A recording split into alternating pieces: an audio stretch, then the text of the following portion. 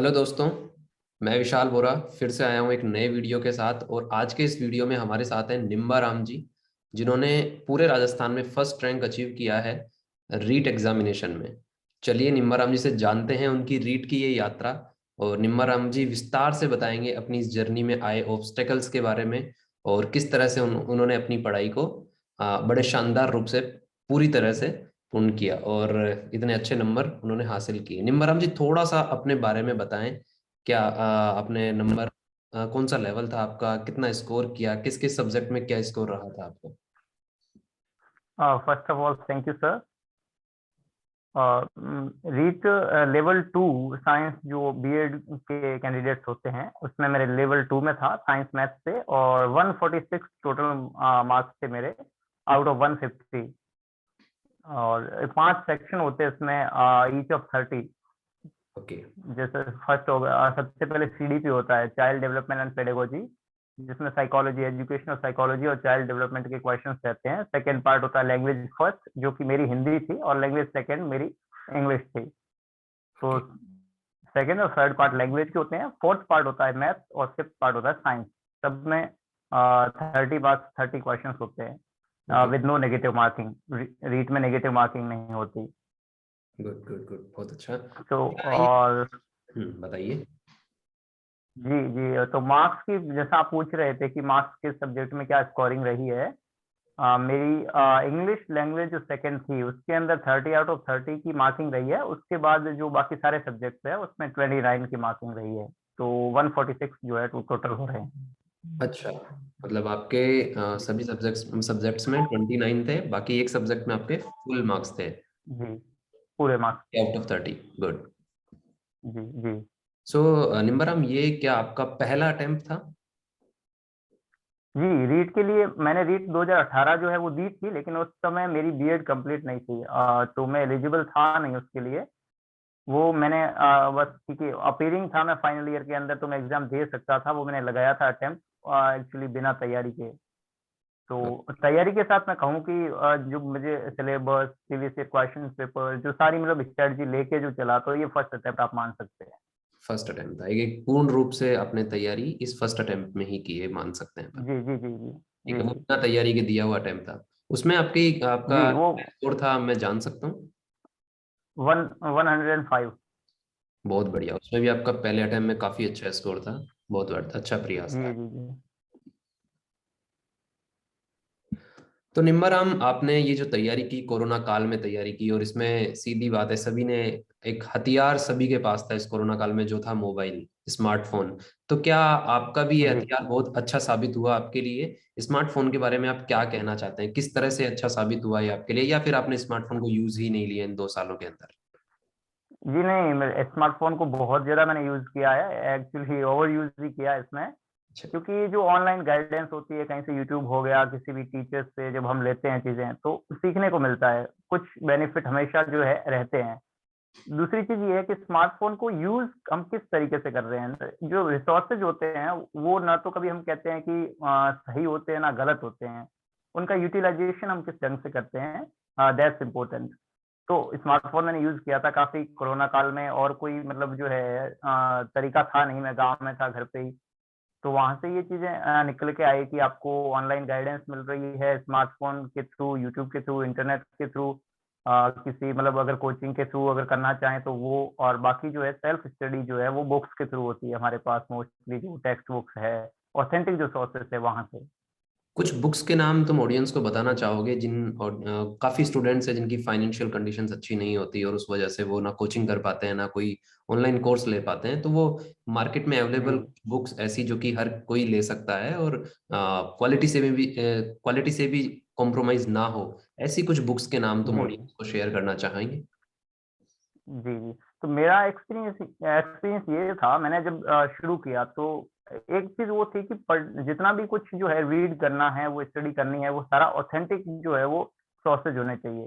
कई बार हम इस प्रकार की जो है गाइड्स वगैरह से कहीं से भी पढ़ लेते हैं, जो कि सिलेबस के अकॉर्डिंग, या फिर जो डेप्थ है ना उनकी, वो सिलेबस के अकॉर्डिंग नहीं होती, तो वहां से क्वेश्चंस नहीं बनते। मेरा ये था कि मैंने मार्केट से शायद ही कोई गाइड उठाई हो, मैंने कोई गाइड नहीं खरीदी मार्केट से कि जहाँ से हो। मैंने अपना सब्जेक्ट जो होता है जैसे साइंस और मैथ, उसके लिए मैथ्स मैंने यूट्यूब पे जो है टीचर्स से पढ़ी, और साइंस जो थी वो अपनी 6 टू 10 तक की जो राजस्थान बोर्ड की टेक्स्ट बुक्स चलती है वहां से मोस्ट, मतलब मैंने ये फील किया है प्रीवियस ईयर के जब मैंने क्वेश्चन पेपर्स मैंने देखे और जब टेस्ट सीरीज के क्वेश्चंस देखे, तो वहां पे ये था कि अगर 30 क्वेश्चंस एक सब्जेक्ट से आ रहे हैं तो उनमें 27, 26, 28 इतने क्वेश्चंस जो है वो टेक्स्ट बुक से ही आ रहे हैं। अब हम्म। और एक या दो क्वेश्चन अगर कहीं से बाहर से आते हैं तो मैं नहीं समझता कि मतलब रीट का जो पैटर्न है, जिस तरह की सीट्स आती है, तो आपके अगर मतलब आप 150 में से 140 स्कोर कर रहे हैं तब तो आप टॉपर्स लिस्ट में होंगे, क्योंकि आपका सिलेक्शन नहीं रुकेगा। तो वो एक दो क्वेश्चन सही करने के लिए अगर हम मार्केट से गाइड्स बड़ी बुक्स उठाएं और उनमें टाइम वेस्ट करें, उससे अच्छा है कि बार बार रिवीजन उन टेक्स्ट बुक्स का कर लें। तो बेटर ये है कि हमें जो है 27, 26 जितने भी जो मार्क्स है ना वो हम सिक्योर कर पाएंगे, वहां से हमारे मार्क्स नहीं कटेंगे। मतलब अपन ये बुक्स इजीली अवेलेबल भी होती हैं मार्केट में, आपके किसी भी पड़ोसी के पास मिल जाएंगी, जी ये बुक्स बच्चे पढ़ते ही रहते हैं, जी, छठी से 10वीं की बिल्कुल, बुक्स। और अपना बेस मजबूत करें आप डेफिनेटली। बीएससी या एनसीईआरटी बुक्स के थ्रू। बहुत बढ़िया। जी, एनसीईआरटी कर रहे हैं, आरबीएससी कर रहे हैं, दोनों इक्वली जो है वो पोटेंट है, कोई उसमें दिक्कत नहीं है। हम्म।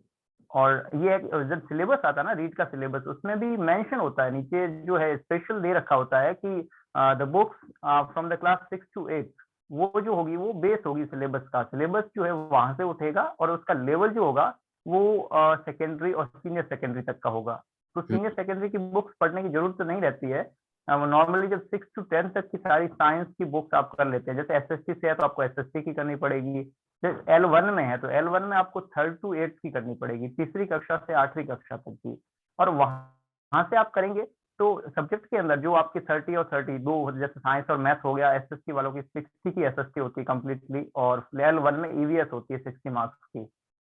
तो उन बुक्स से जो है आपको मतलब 90 to 95% क्वेश्चंस मिलते हैं, और आप सही कर लेते हैं तो फिर वहां आपको दिक्कत नहीं रहती है। बहुत बढ़िया। निम्बरम, तुमने रीट की परीक्षा की तैयारी कब से शुरू कर दी थी, इस रीट 2021 की परीक्षा जी, की तैयारी? मैंने एक्चुअली जो तैयारी है वो 1 नवंबर 2020 में शुरू की थी।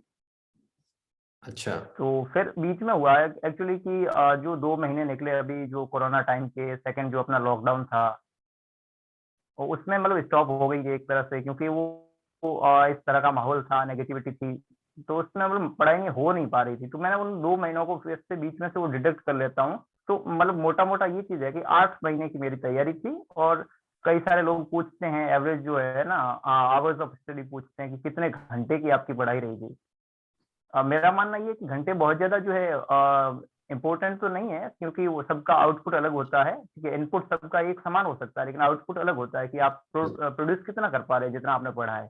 जी। तो 8 से 9 घंटे की अगर क्वालिटी स्टडी कर रहे हैं आप कंसिस्टेंसी के साथ, वो मैं मानता हूँ कि इनफ है। डेडिकेटली रीट के लिए आप बता रहे हैं 8 से 9 घंटे जी सिर्फ रीट को दे रहे जी हैं? बिल्कुल। जी, दिन भर का क्या आप शेड्यूल था? मतलब सात सात से 7 से 8 महीने आप दे रहे हैं, बहुत अच्छे मार्क्स आप ला सकते हैं, जबकि मतलब 6 महीने की स्टडी में मानता हूँ कि आपको सिलेक्शन दे देगी अगर आप कंसिस्टेंसी के साथ काम करते हैं। बिल्कुल।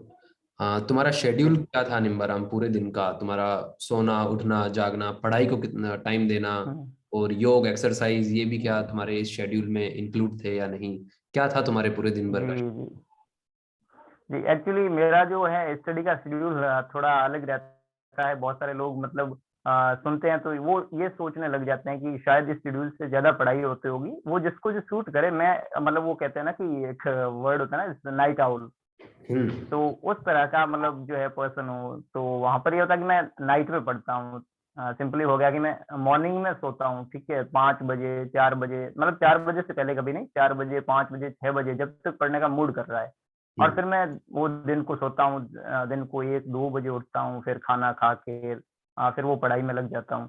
और जब पढ़ाई कर रहा होता हूँ, सिंपली टेस्ट सीरीज है, पढ़ाई है, ये है, साथ में कुछ हॉबीज है, जैसे मुझे मतलब ये अपने जो टेक की चीजें हैं वो ज्यादा पसंद है, जैसे कैमरा हो गया, वीडियो एडिटिंग हो गया, ग्राफिक डिजाइनिंग हो गया, अरे ये वाह। कुछ फोटो एडिटिंग की चीजें मैं साथ में करता हूँ। तो वो मैं टाइम पास के लिए कभी कर लेता हूँ, कभी कोई मतलब जैसे कुछ कुछ क्लाइंट्स भी हैं, उनका काम भी आता है, कभी कुछ यूट्यूब का हो गया, थंबनेल्स का हो गया, कभी वीडियो एडिटिंग का हो गया, कभी कुछ जो है स्टूडियोज के काम आते हैं, जैसे फोटो एडिटिंग हो गई, तो वो मैं कर लेता हूँ साथ में, उससे मेरा टाइम पास हो जाता है। बाकी कभी कभी वॉलीबॉल खेल लेते हैं तो फिजिकल एक्सरसाइज भी हो जाती है। तो ये सब चलता है, मतलब ये नहीं है ना कि कई सारे लोग ये मानते हैं कि कोई टॉपर है तो वो मतलब सारे दिन बुक्स में ही रहता होगा। वो ओके। अच्छा भी नहीं है और होना भी नहीं चाहिए। आपको मतलब सारी चीजें जो है बैलेंस करके चलनी चाहिए। Right right. तुमने, मैं थोड़ा सा ऑफ टॉपिक जाना चाहूंगा, अभी तुमने बताया मैं क्लाइंट्स का भी जी। काम करता हूँ, क्या रीट की पढ़ाई के साथ साथ अपना बिजनेस भी मेंटेन तुम बड़े अच्छे से कर रहे थे? क्या बिजनेस है तुम्हारा? क्या ऑफलाइन कुछ बिजनेस कर रहे थे? कैसे संभाल रहे थे ये सब जी। चीजें, बताएं। जी मत इतना जैसे मैं कहूँगा कि इससे पहले मैंने रीट की तैयारी शुरू की थी, उससे पहले मैं मतलब टीचिंग करवाता हूँ प्राइवेट। अच्छा। तो प्राइवेट स्कूल में तो वो भी चल रहा था, लेकिन कोरोना के कारण स्कूल जैसे कि बंद थी। तो मैं स्कूल से बंद भी थी और दूसरे मैंने छुट्टी भी ले ली थी कि चलो अच्छी तैयारी कर लेंगे, वहाँ पे 6 से 7 घंटे डेडिकेशन के साथ देने पड़ते हैं, तो फिर पीछे टाइम कम बचता है। और राइट। जैसा कि मैंने दूसरा बताया कि जो क्लाइंट्स वगैरह है ऑनलाइन, तो वो मेरे पास इतने ज़्यादा नहीं है। मतलब जो मेरे कुछ फ्रेंड्स हैं या फिर कोई मतलब कुछ बड़े यूट्यूब चैनल्स हैं जहाँ से मतलब मैंने अप्रोच किया कि वो मुझे टीचर्स वगैरह सारे, ठीक है, तो उनका कुछ काम मैं कर लेता था। बहुत ज़्यादा ऐसा नहीं है कि हाँ, कर सकते हैं मेंटेन, लेकिन टाइम आपको जो है लिमिटेड रखना पड़ेगा। आप 2 से 3 घंटे का टाइम जो है उस चीज़ को दे सकते हैं, बाकी टाइम आपको स्टडी को देना पड़ेगा। अगर आपका मतलब वो साइड बिज़नेस की तरह हो गया, कि साइड जॉब जिस तरह से हम करते हैं part time, part time as a तो हॉबी तुम, पार्ट टाइम मेंटेन किया जा सकता है। फुल टाइम में थोड़ी दिक्कत रहती है। एज ए हॉबी तुम पार्ट टाइम अपना काम भी कर रहे थे और अपनी पढ़ाई का जो जी, टारगेट था वो भी हर दिन पूरा कर रहे थे, बहुत ही बढ़िया। जी, जी, जी। हाँ, एक महीने पहले और एक हफ्ते पहले तुम्हारी रिवीजन स्ट्रेटेजी क्या रही होगी रीट एग्जाम से? क्या तुमने चेंजेस किए पूरे साल? जो शेड्यूल था तुम्हारा पढ़ाई का, उसको, उसमें क्या चेंजेस किए तुमने रीट एग्जाम से एक महीने पहले और रीट एग्जाम से एक हफ्ते पहले? जी, जी। हाँ, बिल्कुल आपने सही क्वेश्चन किया है कि जब 1 महीना रह जाता है और 1 हफ्ता जब रहता है, ये दोनों चीज़ें ज़्यादा इम्पोर्टेंट होती है कि उस टाइम आप जो है किस अप्रोच के साथ में चल रहे हैं और आपने जो प्रिपेयर किया है जितना सारा। तो मैं ये मानता हूँ कि हमारे पास एक चीज़ तो होनी चाहिए, नोट्स। जितना प्रिपेयर किया है उस सब के नोट्स होने चाहिए, क्योंकि हमने बुक्स काफ़ी सारी पढ़ रखी होती है, हमने जो है बहुत सारे सोर्सेज़ से कुछ न कुछ पढ़ रखा होता है। और ये पॉसिबल नहीं है कि 1 महीने के अंदर ठीक है उन सबको रिवाइज़ कर लें या 1 हफ्ते के अंदर, तो मतलब वो इम्पॉसिबल है। तो ये कि मैंने नोट्स बना रखे थे, जैसे मैथ्स का हो गया नोट्स थे, सीडीपी के नोट्स थे, ठीक है। इंग्लिश मेरा टीचिंग सब्जेक्ट रहा है स्कूल में, तो इंग्लिश में मुझे कुछ करना नहीं पड़ा। वो थोड़ा मेरे लिए टाइम सेविंग था कि उतना टाइम मतलब जो है मैं किसी दूसरे सब्जेक्ट को दे सकता था, इंग्लिश में मुझे एफर्ट लगाने की ज़रूरत नहीं थी। बहुत तो बढ़िया। नोट्स थे मेरे पास। 1 महीना जब बच गया तो मेरे 2 चीज़ें थी कि मुझे कुछ साइकोलॉजी की जो है टेस्ट सीरीज़ लगानी थी। मैंने वो टेस्ट सीरीज़ जो है वो जॉइन करी, वो टेस्ट सीरीज़ लगाई कुछ दिन तक और फिर मैं रिवीजन पे आ गया कि जो मुझे बड़ी-बड़ी चीज़ें हैं, जो मुझे लग रहा है कि मतलब इम्पोर्टेंट है, जहाँ से क्वेश्चन्स बन सकते हैं, उनको मैंने री-रीड किया। और जब 1 हफ्ता रह गया कि अब जो है 1 वीक लास्ट जो है वो बचा है, तो सारी बुक्स वगैरह या कुछ भी जो था, मतलब कुछ मतलब मैंने सब चीज़ों के नोट्स अगर नहीं बनाए थे, तो कुछ बुक्स भी जो है 1 महीने में पढ़ ली थी, जो मतलब अंडरलाइन कर रखा था वो चीज़ें। जब 1 हफ्ता बच गया तो सारी वो बंद करके एक तरफ डाल के, और जितने नोट्स थे, बस ये है कि नई चीज़ कुछ जो है पढ़नी नहीं चाहिए। बहुत सारे लोग ये करते हैं कि कोई आके सुना देता है उनको कि हम्म। यार मैंने वहाँ से वो पढ़ा था, वहाँ से क्वेश्चन पिछली बार आया था। तो अब उस चीज़ के चक्कर में आपने जो 8 महीने 7 महीने पढ़ा है, उसको छोड़ के आप नई चीज़ पढ़ रहे हो, तो मेमोरी में क्या हो जाएगा, मतलब एक डिलेमा हो जाएगा कि आपको याद ना ये रहेगा, वो पीछे वाली चीज़ें आप भूल जाएँगे। तो जो राइट। पढ़ रखा है पहले का, नया कुछ नहीं पढ़ रहे हैं, और नोट्स जो है इम्पोर्टेंट है। मतलब नोट्स मैं भी ये पहले मानता था कि यार नोट्स बनाए कौन? नोट्स बनाने में जो है वो आलस बहुत आता है। आलस बहुत। फिर भी आलस है तो भी आपको अगर सक्सेस चाहिए तो बनाने पड़ेंगे। कि वो उसको सफलता आप के मजबूरी लिए। समझ लो, पैशन समझ लो, कुछ भी। राइट राइट, बिल्कुल। मैं ऑडियंस को बताना चाहूंगा, तो फाइंड माई टेस्ट भी जल्द ही रीड की टेस्ट सीरीज ला रहा है, और अगर किसी भी स्टूडेंट को किसी भी एग्जाम से रिलेटेड अगर कोई भी गाइडेंस चाहिए तो feel free to ask anything from our experts on WhatsApp support chat. Our WhatsApp support chat number is 9509939058। Description में सारे डिटेल्स दिए हुए हैं। निम्बाराम, मेरा अगला सवाल है कि रीट का कोर्स जी, तुमने कितने बार रिवाइज किया? लाइक रिवीजन एक बहुत बड़ा इंपॉर्टेंट रोल प्ले करता है किसी भी एग्जाम को क्रैक करने के लिए। यस, तो कुछ लोग यस, होते हैं कि वो रिवीजन का ही टारगेट होता है, मुझे 5 बार रिवीजन करना है, मुझे 2 बार करना है, बट कुछ बच्चे होते हैं उनकी स्पीड इतनी धीरे होती है। स्पीड धीरे होने का कारण हो सकता है घर में बहुत काम होते हैं। रीट में महिलाएं काफी थी इस बार, तो महिलाओं का काम तो हमेशा जी, से ज्यादा रहता है, अपनी माँ बहन बेटियों का काम आप देख। बिल्कुल, बिल्कुल। तो उनके लिए आप क्या कहना चाहोगे कि रिवीजन कैसे वो करें? क्योंकि काफी महिलाएं थी, मैं जानता हूँ ऐसे ऐसे भी लोगों को जिनके हमारे पास काफी क्वेरीज आती थी कि सर रिवीजन ही नहीं हो पाया, एग्जाम आ गया, 1 महीना है, आधा कोर्स भी नहीं हुआ है। जी तो रिवीजन स्ट्रेटेजी क्या रहनी चाहिए, कैसे रिवीजन किया तुमने और कितने बार किया तुमने? ये सर बिल्कुल है, ये आपने जैसा कहा वो सही है। हम हमेशा ये कहते हैं ना कि रिवीजन इज द की। अगर आप रिवीजन नहीं कर रहे हैं तो फिर चीजें पॉसिबल हो नहीं पाएगी। और मैं ये समझता हूँ कि कुछ लोग क्या करते हैं कि स्टैक में पढ़ते हैं, जैसे हो गया कि एक बुक उठा ली, वो कंप्लीट कर ली, अगली बुक उठाई, कंप्लीट कर ली, 2-4 महीने निकल गए, वो मैटर लगातार पढ़ते जा रहे हैं। और उसके बाद जब एग्जाम नजदीक आते हैं तब वो रिवीजन पे आते हैं कि जो पहले पढ़ा 4 महीने, अब उसको निकाल के फिर से पढ़ा जाए। ये चीज क्या होती है कि एक वो गैप जो है वो आ जाता है बीच में। आप चाहे कितने भी कुछ जो इंटेलिजेंट हैं, किसी आपका कौन सा भी लेवल रहा हो, आप चीजें भूलेंगे, ये तो नेचुरल है। हम्म। तो बात ये है कि 10 से 15 दिन ये मतलब मैक्सिमम टाइम होना चाहिए जब वो आपने एक चीज पढ़ी है उसको आप फिर से पढ़े। मतलब आपने फर्स्ट जैसे मैं मेरा बताऊं कि टेक्स्ट बुक जब मैं पढ़ता था, तो जब फर्स्ट रीडिंग आपने निकाली तो उसको नॉर्मल रीडिंग निकाल लो, और कुछ दिन के बाद, या मतलब हो सकता है कि फर्स्ट रीडिंग निकालने के जस्ट बाद ही सेकंड रीडिंग उसकी निकालो, और सेकंड रीडिंग में नोट्स बना लो, बुक बना लो या फिर किसी कॉपी में बना लो, तो बुक के अंदर भी अंडरलाइन करके कुछ चीजें लिख सकते हैं पास में, या जो कुछ भी अगर ऐड करना हो। तो जब आप वापस पढ़ेंगे, अब जो 10 दिन लगा लो, 15 दिन लगा लो, महीना लगा लो, महीना भी ज्यादा होता है, 15 दिन ठीक है। 15 दिन के बाद आप एक बार मतलब जैसे संडे फिक्स कर लो, या कोई भी आपकी डेट जो है वो फिक्स कर लो कि उस दिन मुझे जो है जब भी उठूंगा तब से लेकर जो है पूरे दिन रिवाइज करना है पिछले 15 दिन में जो पढ़ा है। तो वो बुक निकालो, अगर बुक में नोट्स बनाए हैं तो वहां से क्या चीज हो जाएगी कि अंडरलाइन है वो पढ़ लो, जो आपने कुछ भी अगर हाईलाइट किया है वो पढ़ लो, सारा कचरा मत पढ़ो। जो चीजें इंपॉर्टेंट थी आपने लगा रखी थी वो पढ़ लो। यार कॉपी में आपने कुछ अगर इंपॉर्टेंट लगाया है तो वो चीज पढ़ ली जाए। तो ये बढ़िया है कि मतलब 15 दिन का या 10 दिन का कुछ शेड्यूल बनाया जाए और एक दिन फिक्स किया जाए, वो चाहे वीकेंड हो, संडे हो, या कोई डेट कर ले, जैसे कि मैं 1 तारीख से शुरू करूंगा, उसका सबका रिवीजन 15 तारीख को करूंगा, और फिर मैं 16 से जो शुरू करूंगा उसका 30 तारीख को करूंगा। साथ में चलना जरूरी है, मतलब ऐसे छोड़ नहीं सकते कि 2 महीने बाद, 3 महीने बाद जब एग्जाम पास में आएगा तब रिवीजन करेंगे। एक बार रिवीजन साथ में करो, फिर 2 महीने के बाद, 3 महीने के बाद जब आपको टाइम मिले तब एक बार और रिवीजन करो, और एग्जाम आए तब तो आपको रिवीजन ही करना है। एग्जाम से 1 महीने पहले मैं समझता हूँ कि नई चीजें पढ़नी छोड़ देनी चाहिए। टेस्ट सीरीज वगैरह अलग चीज है, वो प्रैक्टिस के लिए बहुत जरूरी है। टेस्ट सीरीज आप कंटिन्यूस रखो, अगर है वो चल रही है तो वो आप नई भी ज्वाइन कर सकते हो, लेकिन पढ़ना नया कुछ नहीं है। वहां पे आपके मार्क्स कितने आ रहे हैं इट डजेंट मैटर, आपको प्रैक्टिस हो जाएगी। राइट। तो निम्बाराम, सीटेट को लेकर तुम्हारा क्या कहना है? क्या सीटेट के लिए तुम भी अप्लाई करोगे फ्यूचर में, या तुम भी पहले सीटेट दे जी चुके हो, सीटेट क्वालिफाई कर चुके यस, एक्चुअली मैं दिसंबर 19 में सीटेट दे चुका हूँ, सीटेट मेरा क्वालिफाइड है। हो? अरे उस वाह। समय वो ऐसे ही जैसे मैंने बताया ना कि रीच का फर्स्ट अटेम्प्ट मैंने लगाया था, वैसे कुछ मतलब आइडिया नहीं था कि हाँ, हम्म। ये चीज पता थी कि वहाँ पे 150 क्वेश्चंस आते हैं और 30-30 के जो है ईच सेक्शन है।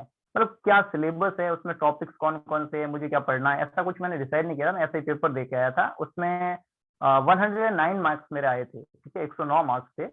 तो क्लियर तो मेरा है, लेकिन अभी सीटेट मैंने लगा रखा है, ये दिसंबर वाला अभी आया ना, वो भी लगा रखा है कि अभी रीट की अच्छी तैयारी हो रखी है, तो एक बार स्कोर इम्प्रूव हो जाए और टेस्टिंग भी हो जाएगी कि कुछ जो है क्या है। लेकिन मैं मानता हूँ कि रीट और सीटेट जो है ऑलमोस्ट सेम है, बहुत ज्यादा डिफरेंस उनके अंदर नहीं है। क्वेश्चन की जो लैंग्वेज आती है, जो तरीका आता है, उसमें कुछ डिफरेंस है, ठीक है, तो वो चीजें जो है वो कर लेते हैं। हम्म। ठीक है। जी निम्बराम, तुम्हें कभी लगा था कि रीट तुम्हारे लिए नहीं है, तुमसे नहीं हो पाएगा, बड़ा टफ एग्जाम है, ऐसा कुछ कभी आया दिमाग में? कोई नहीं मोटिवेट नहीं नहीं नहीं सर, कभी नहीं आया? नहीं नहीं नहीं, ऐसा बिल्कुल बिल्कुल कभी नहीं। मुझे मतलब जब भी ये चीज क्या हो सकती है, मतलब मुझे लगता है कि कॉन्फिडेंस जो है वो खुद से होना वो सबसे बड़ी चीज है। सबसे हाँ, बड़ी। कई बार ऐसा होता है कि कुछ एग्जाम्स होते हैं जहाँ पे लगता है कि शायद हमसे नहीं होगा। जैसे मैं बात करूँ जैसे कोई, तो रीट में मुझे ये कभी नहीं लगा कि भाई हो नहीं पाएगा। एक्चुअली मैं ऐसे मजाक में बोलता भी रहता हूँ कि जब फ्रेंड्स वगैरह पूछते थे कि भाई, या कोई भी पूछे ऐसे कि रीट की तैयारी कैसी चल रही है, तो वहां पे एक कॉमन सेंटेंस था कि मेरा नहीं होगा तो फिर किसी का नहीं होगा। बहुत बढ़िया। हाँ, वो ये चलो कुछ मोटिवेशन कुछ रहना मतलब चाहिए। ऐसे वो जी एक्सपेक्टेड नहीं था कि भाई फर्स्ट रैंक आएगी। वो बिल्कुल एक्सपेक्टेड नहीं, अनप्रिडिक्टेबल होती है। कोई मैं आज आके बोलूं कि हाँ मुझे तो पता था फर्स्ट रैंक आएगी, तो वो तो मुर्गा वाली बात होगी, लेकिन ये कॉन्फिडेंट था कि राइट। आवाज कट रही है निम्बराम, तुम्हारी नेटवर्क इशू है क्या? जी, मैं भी नेटवर्क इशू हो सकता है सर कुछ। It's right, now it's fine. जी मेरा अगला सवाल है तुमसे कि शिक्षक की पोस्ट लेने के बाद तुम अपनी जी पढ़ाई को इसी तरह से जारी रखोगे, या अभी सिर्फ ये एक छोटा सा सफलता कहें इसको, और भी बड़ी जी सफलताओं में तुम्हें अभी टच जी करना है, ऐसा कुछ सोचा है दिमाग में, जी या और भी लक्ष्य हैं तुम्हारे जी आगे? बिल्कुल बिल्कुल बिल्कुल। बस यही है, मतलब मुझे दिमाग में ये था कि डेफिनेटली ये एक स्टेप है, ठीक है, तो स्टेप टू स्टेप आगे बढ़ेंगे, इसको कर लिया जाए। हाँ, ये मेरे लिए ऐसा मतलब बहुत बड़ा ये नहीं था कि भाई हो जाएगा फिर बैठ जाएंगे ऐसे, तो वो मुझे सही भी नहीं लगता कि आप कुछ कर लो थोड़ा सा फिर बैठ जाओ। तो आगे तो मतलब अभी तो शुरुआत हुई है, तो आगे और भी, अभी जैसे मैं स्कूल लेक्चरर के लिए जो है तैयारी कर रहा हूँ, फर्स्ट तो ग्रेड। 6-7 महीने में उसका भी एग्जाम हो जाएगा। तैयारी अच्छी चल रही है, तो मतलब ये कॉन्फिडेंस है कि कर ही लेंगे। और बाद में भी है कि अब टीचिंग जॉब में जा रहे हैं, मुझे टीचिंग जॉब बहुत ज़्यादा पसंद है।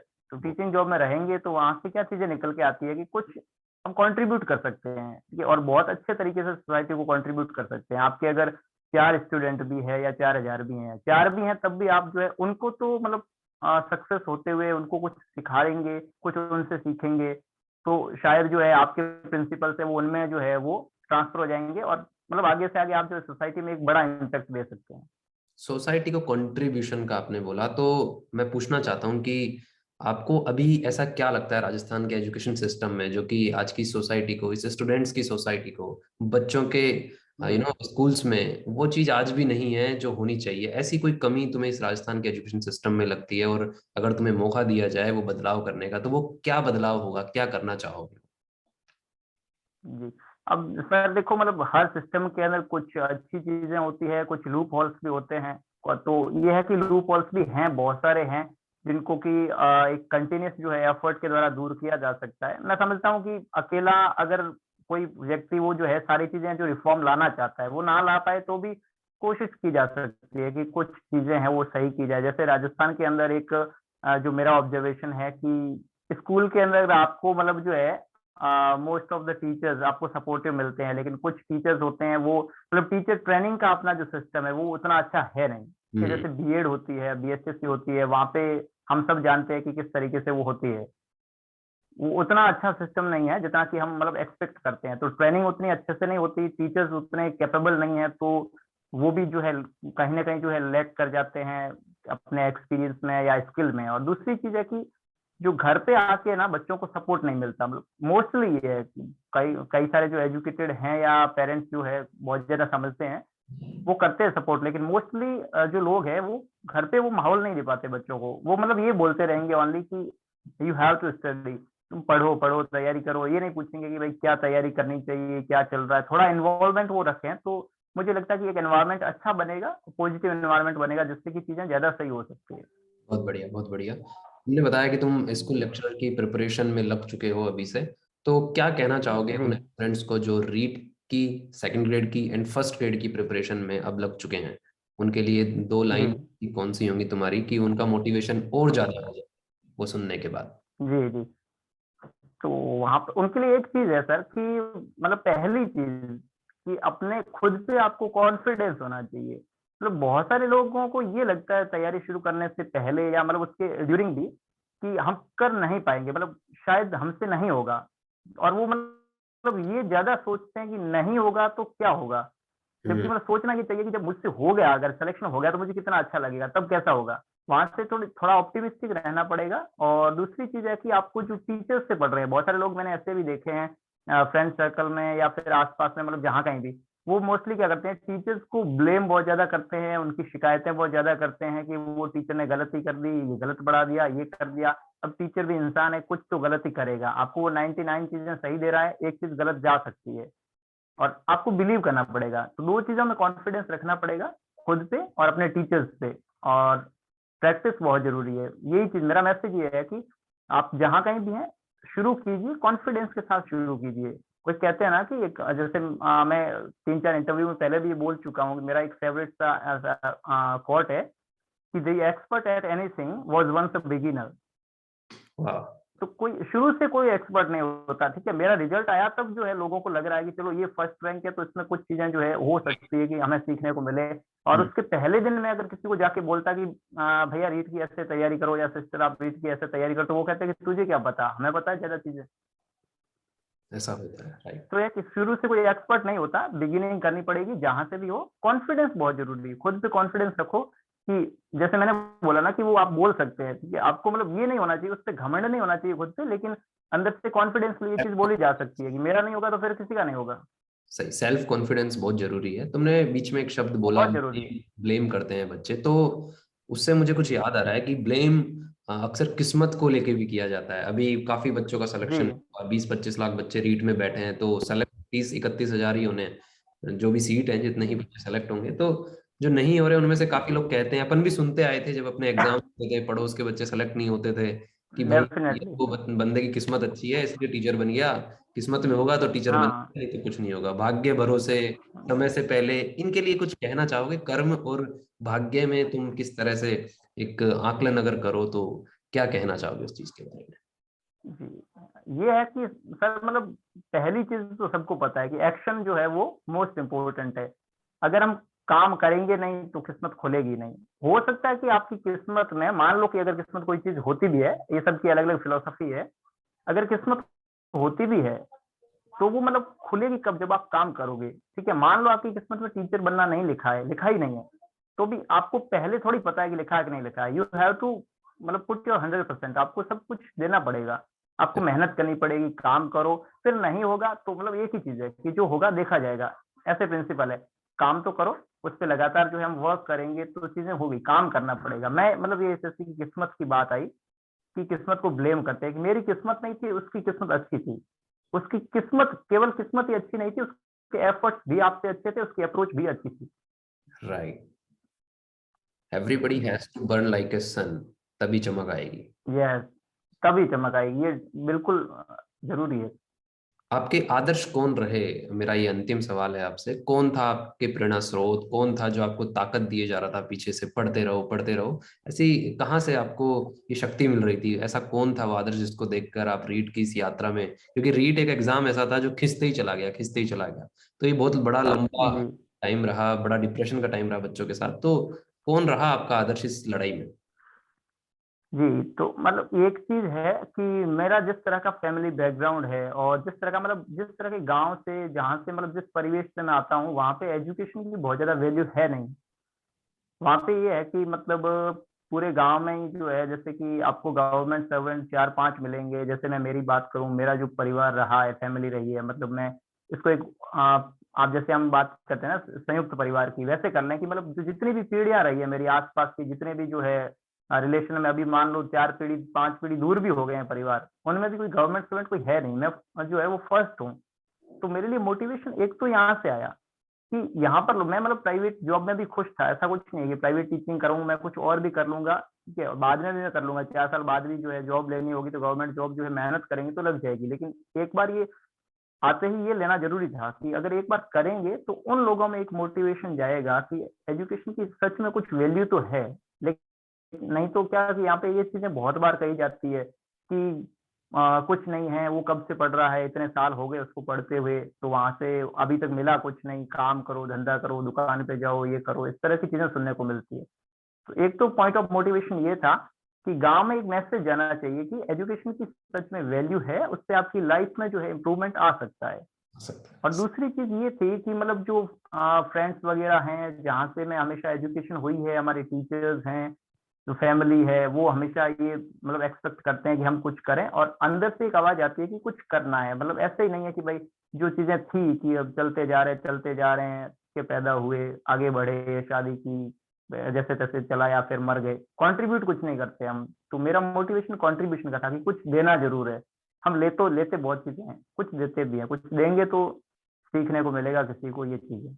और शिक्षक से ज्यादा कोई भी चीज किसी को दे नहीं सकता। शिक्षक जितना बड़ा ज्ञान देता है, जी जीवन भर देते रहता है। ये वाकई में बहुत बड़ी बात कही जी तुम। मैं ऑडियंस को जी कहना चाहूंगा कि हमारे findmytest.com इस वेबसाइट पे टेस्ट सीरीज जल्द से जल्द आएगी रीट की, और सभी एग्जाम्स की टेस्ट सीरीज भी हम लॉन्च करने वाले हैं। हमारा डिस्क्रिप्शन में नंबर दिया हुआ है, वहां पर जाकर किसी भी एग्जाम की गाइडेंस आप ले सकते हैं। निम्बा, मैं आपका बहुत बहुत तहे दिल से धन्यवाद करता हूँ, और मुझे बड़ी जी खुशी है तुमने फर्स्ट रैंक अचीव किया, अपने गाँव का नाम, अपने जिले का नाम रोशन किया। और हम चाहते हैं कि आप इसी तरह से जी। अपनी मंजिल को प्राप्त करते रहें, सफलताओं को चूमते रहें।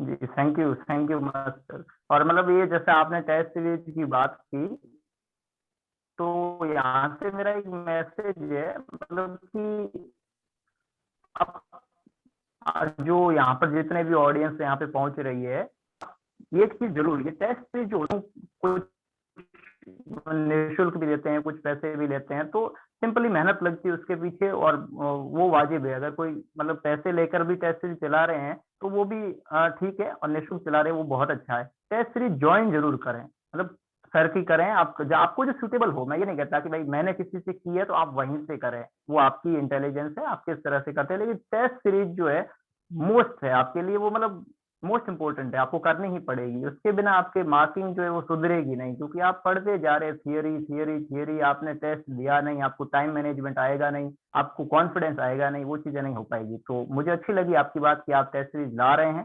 किसी भी जगह से अगर आपको टेस्ट सीरीज मिल रही है, you must join. Thank you so much. आपने बहुत अच्छा गाइड किया है स्टूडेंट्स को, और आपकी ये टिप्स अगले रीड स्प्रिंट्स के लिए काफ़ी हेल्पफुल रहेंगी, ऐसा हम सोचते हैं।